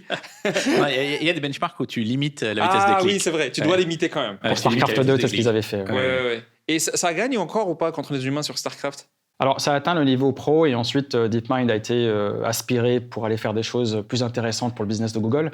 Mais parce que c'était leur sujet pendant longtemps dernièrement. Denis, il a bossé beaucoup sur StarCraft, exactement. en fait. Mais ils se sont arrêtés au moment où la bataille LLM... On s'est devenu sérieux. Non, mais en fait, c'est très marrant parce que DeepMind, à la base, il cherchait à résoudre les problèmes les plus épineux de l'humanité. Donc, c'était AlphaFold qui a récupéré le prix Nobel de chimie en 2024, donc analyser les protéines. Il voulait partir de jeux simples pour ensuite avoir des algorithmes. Échec, Go, StarCraft, parce qu'en fait, pour eux, c'était un moyen ensuite de le répliquer sur de l'optimisation sur la fusion nucléaire. Ils le voient comme des jeux, tu vois. Sauf qu'à un certain moment, comme tu dis, c'est devenu sérieux. Il y a de l'argent dans l'histoire. Donc, Google les a ramenés vers du Gemini. C'est devenu sérieux quand ChatGPT est apparu. Quand il a changé Google s'est dit, mince, je vais perdre la bataille. Donc, le fondateur est revenu. Code Red, on remet tout le monde, on raligne tout le monde sur l'objectif principal de l'entreprise. Mais très, très beau documentaire qui s'appelle The Thinking Machine, je pense, sur YouTube, sur Denis, le fondateur de DeepMind. 300 millions de vues déjà. Hein. 300 millions de vues. Vous avez vu, les gars, ou pas, le Thinking Machine? Très, très beau documentaire, très inspirant. Ça part de AlphaFold, justement. Ça part de toute l'aventure où ils ont essayé de résoudre la problématique où ils imaginaient une protéine 3D. En 3D. Et si tu as la forme 3D, tu peux beaucoup plus facilement prédire, sans même avoir la molécule, ce qu'elle va faire sur le corps humain. Et c'est là où c'est une révolution médicale. Et AlphaFold, ils méritaient leur prix Nobel là-dessus. Ouais, c'était l'argent mérité. C'est un énorme... C'est un peu technique, peut-être que les gens ne vont pas le comprendre, mais ils peuvent deep dive sur ce sujet-là, parce que c'est une des applications IA les plus nobles, je trouve, qu'on a fait encore. J'ai fait tout un papier dessus, je crois, en 2023 ou fin 2022 sur AlphaFold. Sur AlphaFold, sur Medium, oui. Okay. Parce que c'était... On va mettre le lien après. Oui, exactement. Et moi, j'aimerais bien parler un corner un peu géopolitique, là, parce que je pense que les gens ne réalisent pas, parce que ça parle beaucoup de bulles IA. Mais en fait, ceux qui parlent de l'IA, ils passent à côté d'un truc énorme qui est que c'est une décision très consciente et très volontariste qu'ont pris les États-Unis et la Chine de l'autre côté de se mettre en course. Il y a une course qui est déclarée, c'est un peu un moment Sputnik ou même un moment peut-être Manhattan Project, où ils se disent les répercussions de ces outils, elle est tellement gigantesque qu'il faut construire la compute power à vitesse la plus grande possible, avoir l'énergie qu'il faut, le compute power et la data pour avoir tout l'écosystème qu'il faut pour que derrière tu unleashes la puissance de l'IA. Comme tu disais tout à l'heure, si tu as des machines qui se fabriquent elles-mêmes, si tu as des algos qui se développent eux-mêmes, on peut imaginer facilement que tu domines le monde, quoi. Et donc, il y a les deux empires ont compris ça, ils sont en course, et c'est pour ça que les capitaux sont en train d'être alloués vers l'IA. Et c'est pour ça qu'il y a beaucoup de valeurs, tu sais, les Nike, les Coca-Cola, etc., qui baissent. Pas parce que les performances de ces boîtes-là sont mauvaises, mais parce que les capitales est en train d'être désalloués de ça pour être alloués sur l'IA. Donc ça fait une impression de bulle, mais je pense que c'est hyper bien géré parce qu'il y a une narrative médiatique hyper orchestrée qui dit AGI dans 1 an. Comme ça, tous les investisseurs américains se mettent sur l'IA. Après, quand on arrive sur le 1 an, il y a un management des expectations énormes, mais en fait, dans 1 an, il n'y aura plus de codeurs. Tu sais, le gars de Anthropic, il y a 1 an, il a dit fin 2025, il n'y aura plus de développeurs. Arrivé en 2027, il a dit non, mais ce sera en 2027, il y aura AGI, etc. Et en fait, ils sont en train de créer des narratifs exprès pour que l'investisseur mette tout le pouvoir américain financier sur l'IA pour gagner cette course, parce que c'est la course finale. En fait, quelque part, la course est lancée et c'est la course finale. Et bon, nous en Europe, on est en train de dire c'est la bulle, tu vois, on est un peu en dehors de cette course malheureusement. Après, capitalistiquement, pour moi, c'est la définition de la bulle, c'est en gros tous ces capitaux privés qui sont investis, quelle est la part qui va rester? C'est pas est-ce que ça va marcher, mais quelle est la part qui va rester? Je suis d'accord, Karim, mais je suis d'accord que ce que je dis, c'est pour ça que je dis qu'il y a une orchestration de la narrative pour pouvoir ne pas faire exploser cette bulle. Parce que la bulle, elle existe quelque part, parce qu'on n'aura pas tout de suite les résultats escomptés. Exactement. Mais comme l'Américain, il a une vision sur 10-15 ans, il sait que la course, elle est maintenant, elle commence maintenant. Donc si tu mets pas tous les moyens privés et publics, tu vas jamais y arriver. Mais c'est sûr que tu n'auras pas dans les 2 ans les retours financiers. Mais ils vont faire des narrations différentes, ils vont trouver des trucs, il y aura un truc spectaculaire qu'ils vont montrer, ils nous donneront de la viande rouge comme ça pour qu'on puisse bouffer. Mais derrière, ils sont obligés d'allouer le capital. Mais tu peux pas parier sur une bulle. Ce que je veux dire, c'est que l'investisseur qui nous regarde, il ne peut pas parier sur une bulle. Parce que même s'il n'y a pas de résultat immédiat, la concentration des capitales, elle restera. C'est comme si tu allais contre l'avalanche. Il y a une avalanche qui arrive et toi, tu dis non, mais je vais shorter les indices IA. C'est pas possible de shorter. En fait, je pense que tu as raison de dire que c'est un peu comme le projet Manhattan. Oui. On n'est pas sur une bulle comme la bulle Internet. La bulle Internet, c'est une bulle technologique. Là, on est sur une bulle qui est une bulle qui a des enjeux géopolitiques Massif. Sans valeur. En fait, tu dois mettre toute ton énergie, tout ton argent, parce que celui qui arrive à l'AGI, va voir comment on définit l'intelligence artificielle généralisée, oui. En fait, il a un avantage concurrentiel qui fait qu'en face, tu as le Moyen-Âge. En fait, c'est la charge polonaise contre les chars allemands. En fait, ça devient complètement différent. Oui. Tu as une intelligence qui est capable de résoudre tes problèmes d'énergie, d'approvisionnement, d'intelligence, de tous les problèmes d'industrie. Et donc, en fait, tu rentres dans une boucle d'évolution exponentielle. Pour moi, c'est pas une surprise ou c'est pas en fait surprenant de voir des gens comme Sam Altman qui viennent te voir très tôt en te disant on n'a pas besoin de réfléchir au business model. Si on craque ça, si on met toutes nos ressources et qu'on craque ça, l'AGI nous dira ce qu'on doit faire. Et tu peux empêcher celui qui fait la course avec toi d'y arriver. C'est-à-dire qu'il y a un peu l'idée que si quelqu'un y arrive avant les autres, comme dans le projet Manhattan, il peut empêcher les autres. Oui, c'est une puissance de dissuasion. En une bombe atomique sur la tête, bloquer. Il peut les empêcher, eux, d'y arriver. Et donc, il y a un peu cette théorie-là. Et dans les groupes les plus pessimistes et légèrement complotistes, il y a un peu un parallèle qui est vu entre la géopolitique actuelle, où le droit c'est déjà effrité et il y a des discours de domination. Plusieurs le lient au fait que les Américains pensent qu'ils sont très proches d'avoir la domination technologique. Et donc ils se permettent déjà d'être dans la... Voilà, donc dans les cercles les plus extrêmes, ils considèrent que l'AI, mine de rien, c'est un des carburants du Trumpisme actuel. En tout cas, en Occident, c'est-à-dire que si tu ressors la Chine, ils ont raison. Mais je vais nuancer un peu parce que je pense qu'il a raison, Karim. Il pense qu'ils sont très proches, mais je pense qu'ils sentent aussi, un peu comme pendant la Seconde Guerre mondiale, qu'il faut empêcher les autres. Que les Allemands étaient très proches aussi. Là, c'est les Chinois. Donc en fait, ça devient, on est très proches, il faut qu'on y aille avec une bouchée double, parce qu'en réalité, si on ralentit, si on n'arrive pas les premiers et qu'ils nous dépassent, on aura peuvent tout nous perdu. coincer. On aura tout perdu. Parce que là, tu arrives sur des choses où quand on dit que les GI te donnent un avantage concurrentiel énorme, pense au cyber. Si maintenant je peux hacker tout ton système et bloquer toute ton évolution, qu'est-ce que tu peux faire? Je peux vraiment t'handicaper de façon à ce que tu ne puisses plus jamais me rattraper. Donc il y a des enjeux géopolitiques qui dépassent tous les capitaux qui sont en train d'être mis. L'enjeu dépasse largement l'argent. C'est pour ça que moi je suis convaincu que le capital américain va massivement sur ça pendant toute la période qu'il faut, et ils trouveront tous les moyens pour. S'il faut baisser les taux d'intérêt, ils baisseront de 1%. S'il faut faire des trucs spectaculaires un peu fake, comme beaucoup de choses spectaculaires fake qu'on connaît. S'il faut aller chercher le pétrole du Venezuela. Exactement. Exactement, où tu dois faire des embargos sur certains pays pour pas qu'ils. C'est sûr qu'il va y avoir ça. Et je pense que on arrivera à un truc. C'est la course finale. Je pense que c'est la course finale. Et donc, les gens qui parlent de bulles, ils ont une lecture très financière et très technique. Et très capitaux privés, il ne faut pas l'oublier. Et très privé, exactement. Alors que là, on est dans une nation entière qui se met en ordre de marche. Et je pense qu'il n'y a pas que l'aspect algorithme et tout l'écosystème autour, parce que la data est un truc hyper important. Quand bien même l'Europe arrivait à trouver des modèles, elle a qu'un truc énorme, c'est la data. Elle n'a pas tout ce que tu disais. Elle n'a pas la data de Google, elle n'a pas la data de tous ces mastodontes américains. Et puis, il y a les questions d'énergie. Elle n'a pas de pétrole, son nucléaire est très faible. Donc, il faut une consommation énergétique supplémentaire très forte pour pouvoir donner... Le supercalculateur, il a besoin de bouffer beaucoup d'énergie. Et comme souvent, en fait, quand on compare l'Europe aux États-Unis, on n'a pas la puissance privée pour pallier les manques en fait, étatiques. C'est-à-dire qu'aux États-Unis, tu as des entreprises privées qui te font des centrales nucléaires. On n'est pas sur la même chose. Donc tu peux venir, toi, racheter cette boîte-là ou investir dessus. Nous, ce sont des politiques d'État. Donc il faut faire bouger une machine beaucoup plus difficile à faire bouger. Oui, avec un État qui est plus lent. Parce que les Chinois aussi, c'est une politique d'État, mais sauf qu'ils vont à une vitesse... Oui. Ils switchent complètement s'ils doivent...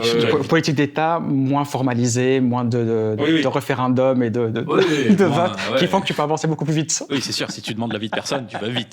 C'est la nature des choses, quoi. Mais t'imagines, si en industrie, t'as pas besoin d'autant d'ouvriers, t'as des robots qui se fabriquent eux-mêmes et qui fabriquent des robots qui fabriquent des drones, et ces drones apprennent eux-mêmes de leurs erreurs et améliorent eux-mêmes leur design. C'est sûr que la puissance en face de toi, même si elle a des usines, elle tiendra pas.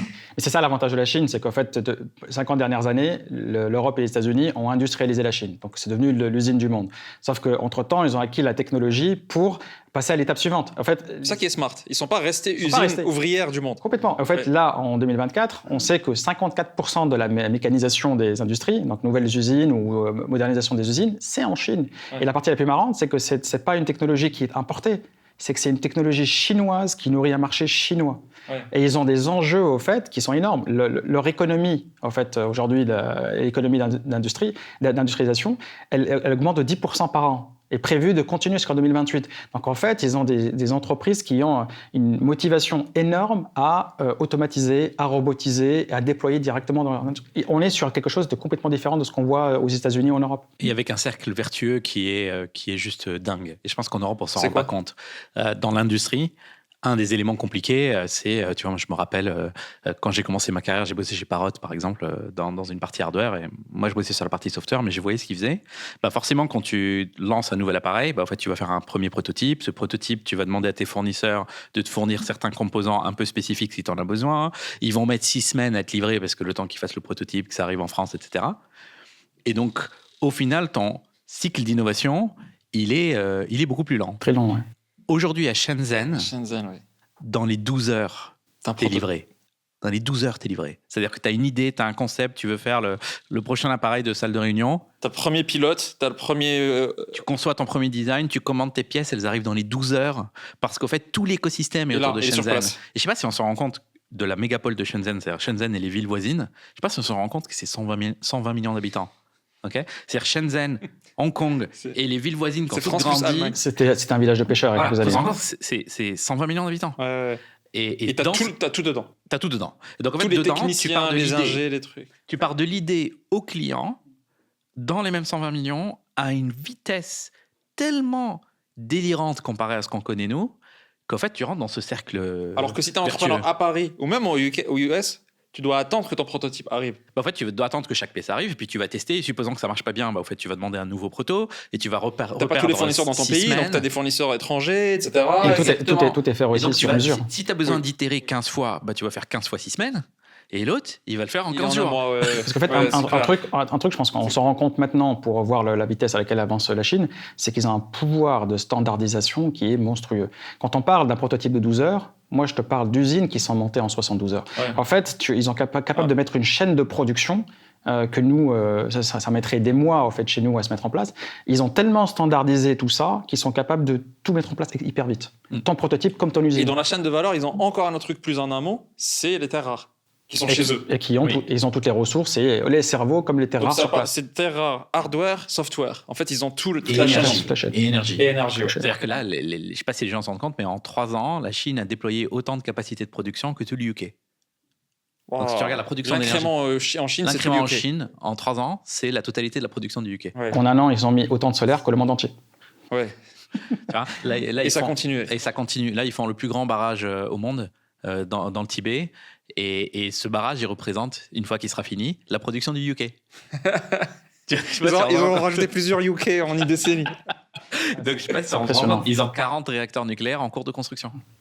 Donc en fait, c'est pour ça qu'il faut dézoomer et aussi regarder ça du point de vue américain. Ça va très très vite en face. Il va falloir avancer au C'est moins pour aussi ça qu'ils vite. sont incentivés à défoncer tout chez eux. Exactement, ils lèvent tous les verrous et il faut qu'ils avancent le plus vite possible. Et ce que tu disais, Karim, les gens ne s'en rendent pas compte, mais le hardware, les Chinois ont une avance sur le hardware, sur tout le monde entier. Et maintenant, l'IA, son enjeu est aussi hardware. Les articulations, les robots, les humanoïdes ou pas humanoïdes. Et donc, quand tu vois l'avancée chinoise en hardware, c'est vrai que c'est pas Silicon Valley qui est faite pour faire du hardware, elle est faite Non. pour le software. Tout est optimisé à la Silicon pour software, tous les cerveaux, même les VC sont spécialisés software. Alors que les Chinois, tu peux trouver des financements et tu as tes ingénieurs, tu as tes pilotes, tu as tes usines qui te construisent ton truc. Enfin, on se rend pas compte du delta qu'il y a en fait. La région de Shenzhen, elle produit quasiment tout. C'est plus de la moitié des télés du monde. Ouais. Les appareils photo, tout est. Xiaomi a annoncé cette semaine qu'ils avaient sorti une usine, c'est les dark factories, donc des Dark usines, factory. les usines sombres où il n'y a aucun humain et où Donc ils t'as pas de lumière parce que t'as pas besoin de t'as lumière. pas besoin de lumière parce que c'est des robots et ils font un téléphone par seconde. Et je pense qu'en Europe, on se rend pas compte qu'en fait, les Européens n'existent plus dans le mindset de ces deux puissances. On ne nous calcule plus. Voilà, moi je suis allé à San Francisco il y a 3 mois. C'est impressionnant à quel point San Francisco est maintenant tourné vers l'Asie.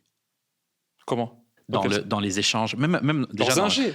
les ingés, les vols qu'il y a, les discussions que tu as, les gens. Ils sont plus connectés limite normaux, à l'Asie connectés à nous. Les gens normaux te parlent de Shanghai et vont à Shanghai beaucoup plus souvent Que London ou pas. qu'ils vont à Paris ou à Londres. Et c'était pas le cas il y a 7-8 ans. Non. Pour moi, ça m'a vraiment choqué. Surtout C'est-à-dire que- UK. UK était très branché aux US, quoi. Oui, là, tu sens, surtout à San Francisco, tu sens la ville qui a pivoté vers. En fait, leur marché, c'est l'Asie. Et leur innovation, elle vient aussi La d'Asie. Mecque a changé. Et ils se disent, c'est ça, ils se disent, les concurrents qu'ils surveillent sont en Asie. Tu vois ce que je veux dire? Donc, tu sens que la ville, elle s'est tournée vers Shanghai. Et c'est une musique que tu entends et ça m'a vraiment perturbé. Non, mais on parlait juste avant aussi de l'or des Occidentaux qui voyagent maintenant vers Singapour, où tout le monde envoie vers Singapour. Même cet aspect sécurité de mon or, tu le confies maintenant plus à l'Asie du Sud-Est. Avant, j'aurais jamais envoyé à Singapour mon or, quoi. Dictature, la Chine, Japon, tu vois, c'est vrai, il y a une réorientation du monde. Et je trouve qu'en Europe, enfin, ce que fait Trump n'est pas la source du problème, c'est une conséquence, en fait. C'est pas gratuit, ça vient pas de nulle part en fait. Ouais. C'est une surconfiance qui est c'est bon, on a gagné. En tout cas, dans notre sphère à nous, on a largement, vous avez plus rien à dire. Et tu vois, les gens qui critiquent Mistral, on aimerait bien un jour recevoir le CEO. Moi, je le connais pas, mais il y a des gens qui connaissent. Mais en gros, il y a des gens qui critiquent que la France a beaucoup aidé Mistral, que ce soit dans sa levée de fonds. Heureusement. Ouais. Et moi, je dis mais tu s'en rends même pas compte de ce que font les autres. Et normalement, il ne devrait y avoir que Mistral. Il devrait y avoir, après, le choix de quel CEO doit gérer la boîte française qui fait l'IA, c'est un choix à discuter. Eux, ils ont choisi Elon Musk pour beaucoup de choses, pour le spatial, etc. Ils lui ont confié le spatial et Elon Musk, il a un track record. Peut-être qu'il y a des Français CEO très, très rodés à qui on peut confier, mais l'État devrait mettre beaucoup plus de puissance dans ces boîtes-là. Ils ont fait un peu avec Renault sur les drones. Ça, c'est une réorientation de la production de Renault sur les drones. Je pense que c'est assez stratégique de le faire. Mais ça doit être fait de manière maintenant le poids de l'État. Et tu sais, il y a un autre truc, c'est les ingénieurs en France. Quand tu vois la place de l'ingénieur chinois dans la société chinoise, dans la politique chinoise, tu te rends compte que c'est dirigé par des ingénieurs, en fait, le pays lui-même. Et aux States, même si c'est pas dirigé par des ingés, ça fait rêver les meilleurs ingés des universités d'aller, ou en tout cas, si c'est pas des Américains, ils vont ramener des Chinois, des Indiens et des Iraniens. Et ce qui est dingue, c'est que les Iraniens produisent plus d'ingénieurs que des Français, alors qu'on a tellement de choses à développer en France. Et donc, je me dis, il y a aussi une réflexion en Europe sur la place de l'ingénieur. Les meilleurs cerveaux, nous, quand on était dans les écoles, dans les grandes écoles, beaucoup de gens dans les meilleurs ne rêvaient pas du tout de faire ingé ou de construire de la technologie. Ils voulaient tous aller chez McKinsey, faire un peu d'argent, faire du banque d'affaires, un peu de Goldman, etc. Tu peux pas construire de la puissance avec de la banque d'affaires. Et je trouve qu'il y a un truc bizarre. Il n'y a aucune personnalité publique ingénieure en France. Quasiment, il y a personne. Le public français ne connaît pas d'ingénieur. Il connaît peut-être un entrepreneur ou deux comme Xavier Niel, mais des mecs qui ont créé des technologies qui sont publiquement connues par tout le monde, il y en a plus. Alors qu'avant, tu avais, je sais pas, t'as Renault, t'as Eiffel, t'avais de grands ingénieurs qui ont fasciné les Français, mais depuis 100 ans, là...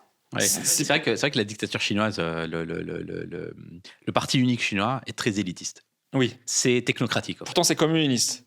Oui. Alors que c'est extrêmement technocratique. Ouais. Le parti est élitiste, et le haut du parti est aussi élitiste du point de vue études et sciences. C'est une réalité. On peut débattre du système politique, des libertés, etc. C'est une valeur. Mais c'est un État qui... Tu te retrouves au pouvoir. Parmi les critères pour te retrouver au pouvoir, c'est le niveau intellectuel, le niveau d'études. Tu passes des examens. Enfin, tu vois ce que je veux dire? Et ça, je pense que ça commence à se sentir. Et ils ont même des universités, tu sais, ils ont obligé, tous les hauts fonctionnaires sont obligés tous les 3 ans de partir quelques mois en université pour se remettre à jour sur tout ce qui est nouveau. C'est ça qu'il n'y a pas du tout ça chez les hauts fonctionnaires européens. Ça n'existe pas. Ils sont obligés, pour se maintenir et monter dans les grades et avoir des points, de tous les 3 ans, c'est quelque chose. Ok, ça c'était corner géopolitique.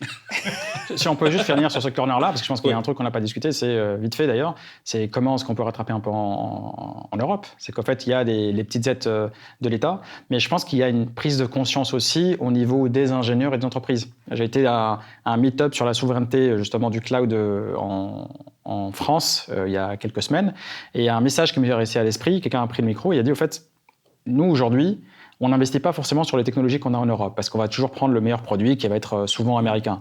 Mais si on imaginait tous ensemble, en fait, avoir 10-15% de notre budget infrastructure qui serait alloué à des providers européens ou français, il y aura un cercle vertueux. Mais comment est-ce que tu motives, au fait, les gens à faire ça? Est-ce qu'il y a une intervention particulière à ce niveau-là? Est-ce qu'on parle de crédit d'impôt? Ou est-ce que c'est une prise de conscience personnelle? Mais juste pour dire, on ne pourra pas avoir des gros acteurs américains en Europe si on n'a pas un petit peu une prise de conscience dans l'industrie européenne, mais avec aussi tout le soutien nécessaire en fait de l'Europe. Oui, c'est le retour du protectionnisme. Oui. En gros, c'est le retour du protectionnisme. Il faut qu'on mais dans ces moments-là, en Europe, on ne peut pas faire sans. Oui, je sais. En Europe, on n'est pas bon. L'exemple qui a été médiatisé récemment, c'est Air France avec Starlink.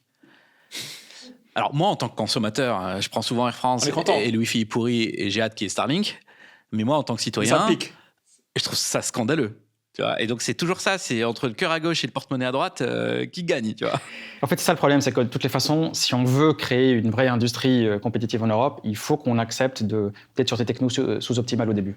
Il faut qu'on accepte de travailler en fait, avec des technologies qui ne sont pas encore matures, les financer pour qu'elles deviennent matures, pour qu'on devienne indépendant. Que ce soit pour le cloud, pour l'IA, pour tous les autres services qu'on fait, pour le paiement ou autre, il faut qu'on accepte de baisser d'un cran pendant quelques années pour pouvoir rattraper. Oui, en fait, un client exigeant, c'est la meilleure façon de grandir. Ouais, moi, quand j'ai fait Expentia, c'est vraiment c'est nos premiers grands comptes exigeants qui te tapent dessus, qui s'assurent que tu fais bien, ils te font grandir et après tu deviens géant.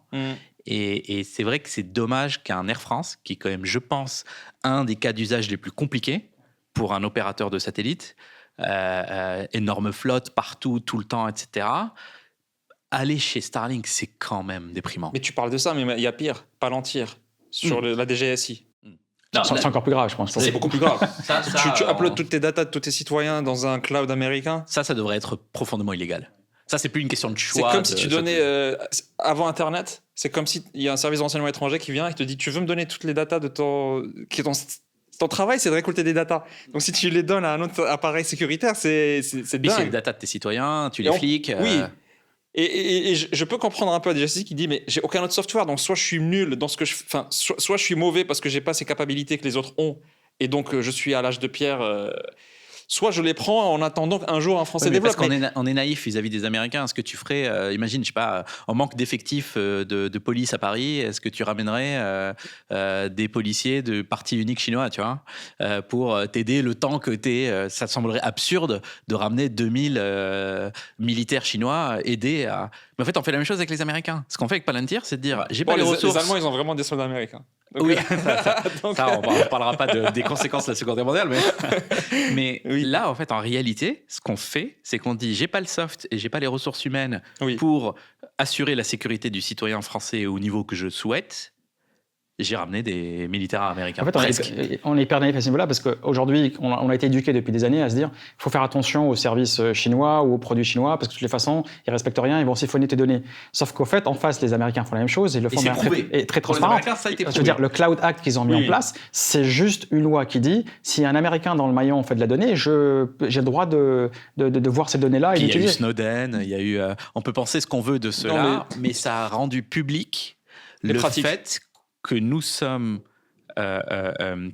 espionnés par notre plus proche allié. Clairement. Donc il nous faut un plan B. Il faut un plan B. Il faut un plan B. En fait, le plan B doit être européen. Je trouve, il n'y a aucun signal d'un début de plan B. Tu vois, genre même avoir un CRM, si demain on est coupé de toute l'attaque américaine parce qu'il est, je sais pas, une conséquence d'un acte souverainiste un peu, oui, ou nous mettre un coup de chaud. CRM, quoi. Nous mettre un coup de chaud pendant 48 heures, tu vois, ils peuvent le faire. Exactement. Si tu coupes des CRM, juste ça. Oui. Après, d'office, Après, tu es un peu dur. Il y a eu quelques programmes comme France 2030 ou autres qui essayent d'investir dans la souveraineté tech. C'est-à-dire qu'aujourd'hui, c'est beaucoup plus facile de lever des fonds publics si tu prouves que c'est une souveraineté particulière sur un sujet. Donc, il y a une volonté publique, mais cette volonté publique, elle est à plusieurs vitesses et il y a toujours des rebelles en Europe. Donc, tu as toujours quelqu'un qui va dire « Ok, on a ce programme, mais je vais l'acheter des F-35 ». Et donc, en fait, il y a du sabotage à l'intérieur de l'Europe, alors qu'en vrai, il y a une volonté européenne à travers Horizon 2020 et des équivalents comme France 2030 de dire « Si tu as une techno souverainiste, je te finance dans l'espoir d'avoir un plan B ».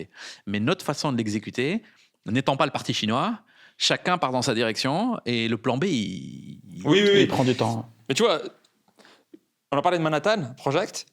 Moi, j'irais même plus loin que l'Europe, non seulement elle doit se doter de ses propres softs, mais en plus doit utiliser l'espionnage industriel, entre guillemets, parce qu'il y a tellement de cerveaux. Alors, Yann, c'est très cool, il est rentré. Certainement, il a développé des choses au sein même de Meta, etc., qui sont dans sa tête maintenant et qu'il peut ramener. Il y a tellement d'ingénieurs français dans tous ces endroits-là qu'il doit y avoir un programme. Parce que je dis qu'il n'y a peut-être même pas de programme. Parce que normalement, Manhattan, c'est un programme. C'est genre les élites qui se sont rassemblées, État et privé, et se sont dit, on va mettre tous les... Là, c'est des lois, c'est des incentives. OK, mais ça reste décentralisé, comme tu dis, ça reste vraiment... S'il y a un jour un mec se chauffe pour faire un truc souverainiste, mais là, c'est vraiment un programme en mode, qu'est-ce qui nous manque, c'est quoi les trous ? On choisit le champion, on donne à Wassim le mandat, tu vois. Mais je pense qu'il faut que ça se fasse à un niveau beaucoup plus industriel et structuré. Peut-être que la structure du pouvoir en Europe ne le permet pas. Peut-être que la façon dont les institutions sont faites, il n'y a pas... Bon, on a fait le tour de ce sujet, très enrichissant, et on voit à quel point il se passe tellement de choses en si peu de temps. Donc, je pense qu'on va continuer à faire un épisode par mois pour cette chaîne-là. Tous ceux qui regardent ces épisodes, si vous avez des questions à nous poser, mettez-les dans les commentaires. On regardera religieusement tous les commentaires que vous allez mettre. Et on traitera les questions. Il y a une question qui est revenue pas mal dans les commentaires sur plusieurs de nos vidéos. C'est est-ce que tu dirais à ta fille, toi Karim, de faire des études universitaires?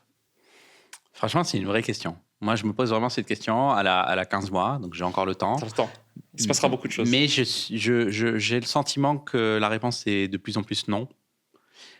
Et que ça va être... C'est très dur de savoir ce qui se passe dans 20 ans, mais que ça va être plus manuel, plus un supplément d'âme, plus de créativité, plus de relations humain à humain que de comptabilité, droit, etc. Moi, je pense au fait que toute la partie éducation va changer un peu, parce que c'est vrai que beaucoup de choses vont être manuelles, mais dans un monde où il y a de l'IA, est-ce que tu n'as pas envie que les gens comprennent en fait l'IA? Il y a un facteur en fait intellectuel qui est important pour comprendre ces technologies, et certains ont besoin de maintenir et faire évoluer ces technologies. Donc, c'est quoi l'avenir en fait de l'éducation aujourd'hui? Je suis d'accord que peut-être on n'a pas besoin d'avoir 90% de master, mais tu vas quand même avoir peut-être des filières hyper spécialisées qui demanderont quand même d'aller dans... Oui, mais il a raison.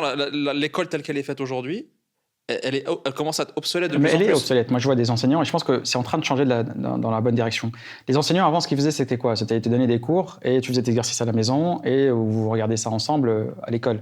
Maintenant, ça s'inverse. Il n'y a aucune raison que tu ne puisses pas réviser ton cours avec l'IA. Donc, tu as tout ce qu'il faut à la maison pour préparer ton cours. Quand tu viens en classe, c'est là où on peut tester tes connaissances et puis aller chercher en fait, ce gap en fait, que tu n'as pas compris pour aller le corriger et t'apporter la connaissance qui te manque. Donc, l'éducation est en train de changer complètement.